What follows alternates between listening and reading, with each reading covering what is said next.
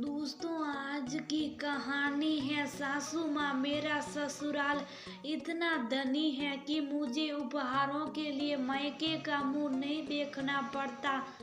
दोस्तों, कहानी शुरू करने से पहले अगर आपने चैनल को सब्सक्राइब नहीं किया हो तो कर लीजिए ताकि आपके पास पहुंच सके हर नया वीडियो। रवि बहू 12 बजे घर से गई थी, अभी सब बजने को आए हैं। कहकर गई थी दिवाली की खरीदारी करनी है, जल्दी ही लौट आऊंगी। ऐसी कौन सी खरीदारी करने गई है जो 6 घंटे में भी पूरी नहीं हो पाई। तुम्हें नहीं लगता है जब से बहू की नौकरी लगी है उसके खर्चे बढ़ गए हैं। तुम दोनों अपनी अपनी तनख्वाह अलग रखते हो कि नहीं पता चला। बहू की आमदनी अटनी है और खर्चा रुपया हो। मीनाक्षी जी अपने बेटे रवि से कहती है। रवि बोला, हाँ माँ, देर तो हो गई है पर हो सकता है दिवाली का टाइम है तो बाजार में भीड़ भी बहुत होगी। आप तो जानती है जहाँ 4 औरतें एक साथ जाएगी वहाँ आधा वक्त मूल भाव और दुकानदार से लड़ाई में ही बीत जाती है। और जहाँ तक पैसे की बात है कि घर का पैसा है तो अलग अलग क्या रखे, उसके खर्चे पर मैंने कभी ध्यान नहीं दिया। मीनाक्षी जी बोली, 2 साल पहले दिवाली के धनतेरस के दिन जब मैं कुछ सोना चांदी लेने की बात करती थी तो रेखा बहू कहती थी, मम्मी जी आपके बेटे की इतनी तनख्वाह नहीं जितना कि आप धनतेरस में खर्च करती हैं। अब देखो जब से कमाने लगी हैं बहू का अगला पैर हमेशा बाजार की तरफ ही रहता है।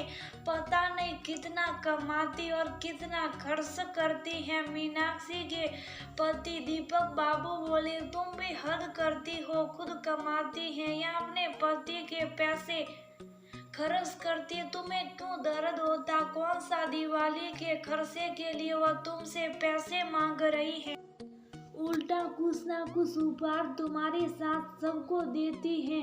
मीनाक्षी जी बोली, क्या उपहार देती हैं। एक साड़ी लाकर देती हैं बदले में, हर दिवाली में सोने या फिर चांदी का सिक्का मुझसे लेती हैं। हाँ, वो अलग बात है कि वो मांगती नहीं है, पर बहू साड़ी के बदले में क्या उसे कपड़े दूंगी, मेरी इज्जत कम नहीं हो जाएगी। दीपक बाबू बोले, ये तुम सही करती हो मीनाक्षी, कपड़े के बदले बहू को सोना चांदी देती हो, तुम्हारा रुतबा हमेशा उससे ऊपर रहेगा। इतना सुनते ही मीनाक्षी जी की गर्दन और सीधी हो गई। ये देखकर दीपक बाबू हंसने लगे। मीनाक्षी जी बोली, बहू उतना कमाती नहीं है जितना खर्च करती है। वह तो कहो कि मेरा बेटा उससे हिसाब नहीं लेता वरना उल्टा उसे ही पैसे भरने पड़ जाएंगे। तभी दरवाजे की घंटी बजी। रवि बोला, लो माँ, लगता है रेखा आ गई। मीनाक्षी जी बोली, हाँ हाँ, खोलो दरवाजा, हम भी तो देखे आज कौन कौन सा बाजार उठा कर लाई है हमारी महारानी बहू। तभी रेखा अपने दोनों हाथों में खूब सारे पैकेट लेकर अंदर आई। रवि को बोली, अब आप दरवाजे पर खड़े रहेंगे कि थोड़ी मेरी मदद भी करेंगे। मीनाक्षी जी बोली, हाँ हाँ बेटा, बहू बहुत बोझ उठा रखी है, थोड़ा बोझ कम कर दो। लगता है दफ्तर से अगले महीने के पैसे भी एडवांस में मिल गए या फिर मायके से मनियार्डर आया है। रेखा मुंह बनाते हुए अपनी सास को देखी, फिर उन्हें इग्नोर करते हुए बोली, मम्मी जी आपको भी चलना चाहिए था, बाजार में लूट मची है। रेखा नाक पर उंगली घुमाते हुए बोली, मायके से मनियार्डर की क्या जरूरत है जब मैं खुद कमाती हूँ और मेरा पति कमाऊ है। ससुराल मेरा इतना धनी है कि मुझे उपहारों के लिए मायके का मुंह नहीं देखना पड़ता। क्यों पापा जी, मैं गलत कह रही हूँ। मीनाक्षी जी बोली, बहू तुम्हें नहीं लगता जब से तुम नौकरी करने लगी हो तुम्हारी नाक और जुबान कुछ ज्यादा ही लंबी हो गई है। रेखा बोली, अरे मम्मी जी, आप बात बात पर नाराज हो जाती हैं। पहले ये तो देखिए कि मैं आपके लिए क्या लाई हूँ।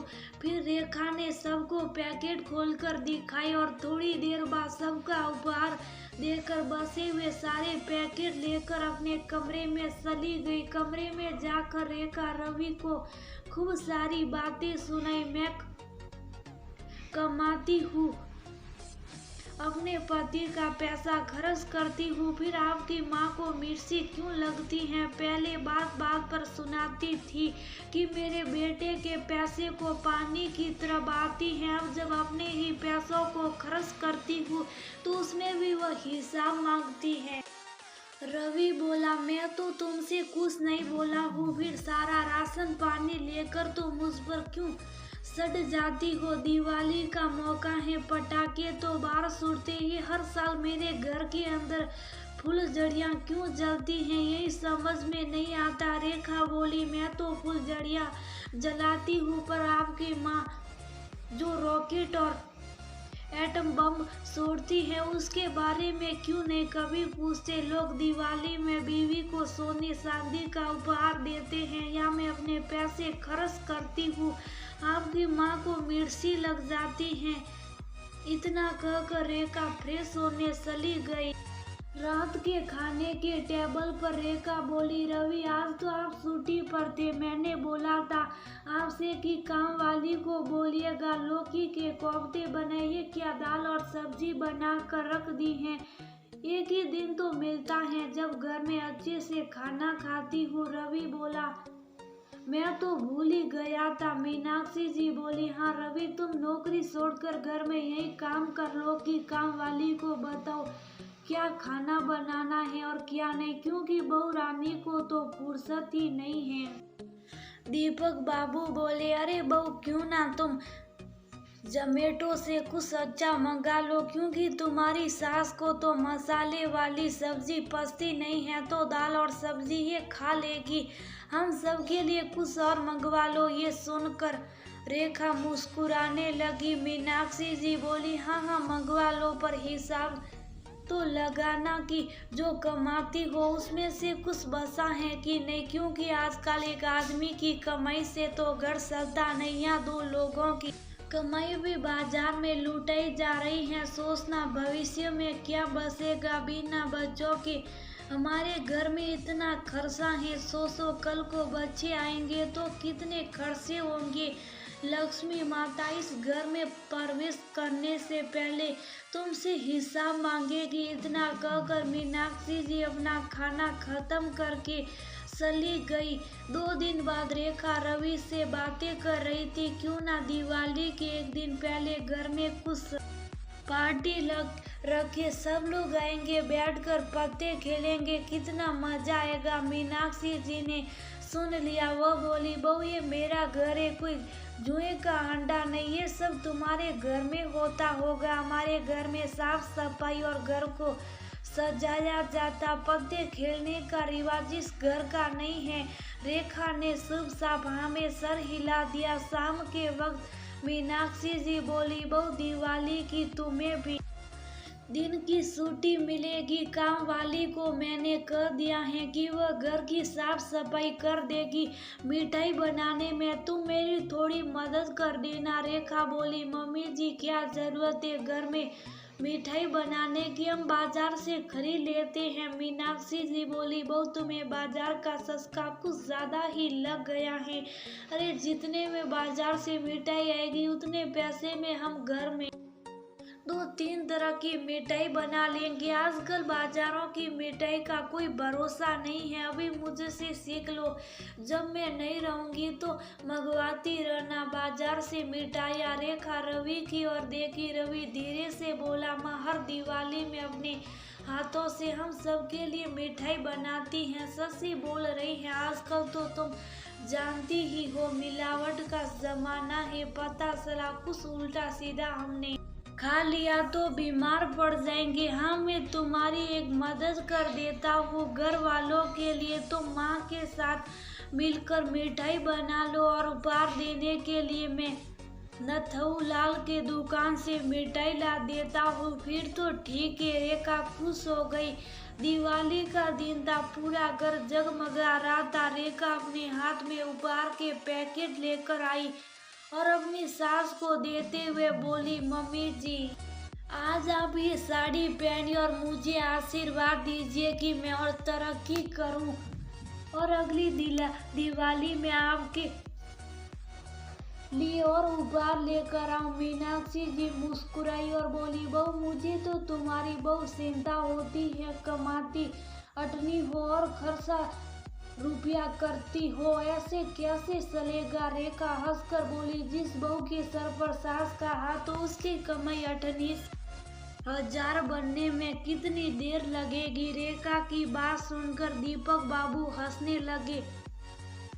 रेखा ने उन्हें भी उपहार दिया। सबने रेखा को आशीर्वाद दिया। मीनाक्षी जी तैयार होकर बहू के साथ पूजा कर रही थी। बहू को आरती देते हुए बोली, तरक्की के साथ लक्ष्मी माता तुम्हें बचत की भी बुद्धि दे और तुम्हारा कल्याण हो। पूजा समाप्त करके रेखा रवि से बोली, जब मैं नहीं कमाती थी तब भी आपकी माँ पैसों का ही रोना रोती थी और आज भी वही बात दोहरा रही है। रवि हंसकर बोला, तुम ये भी तो सोचो, अगर माँ तुम्हें बसाने बोल रही हैं तो वह अपने लिए नहीं, हमारे लिए। पहले के समय में लोग बड़ी कठिनाइयों से रहते थे तो बचत करके ही त्योहार मनाते थे। इसमें माँ का कोई दोष नहीं। वह ने बहुत कठिनाइयों भरे वक्त देखे हैं। उनके शब्दों पर नहीं, उनकी भावनाओं पर जाओ तो तुम्हें बुरा नहीं लगेगा।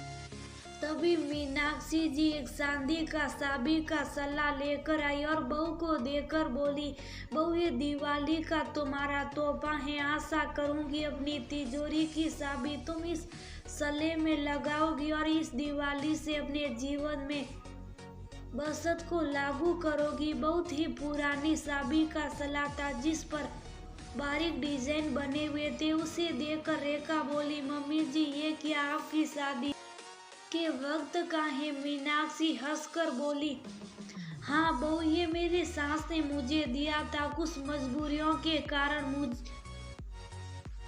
मुझे सभी जेवरात गिरवी रखने पड़े थे। फिर धीरे धीरे हर महीने पैसे बचाकर अपने सभी जेवरों को वापस लेकर आई ताकि तुम्हें नसीहत के साथ इन्हें भी उपहार में दे सकूं। रेखा ये बात सुनकर मुस्कुराने लगी और उसे एहसास हुआ कि जीवन में अपने शौक पूरे करने जितने जरूरी हो उतना ही बचत भी जरूरी है।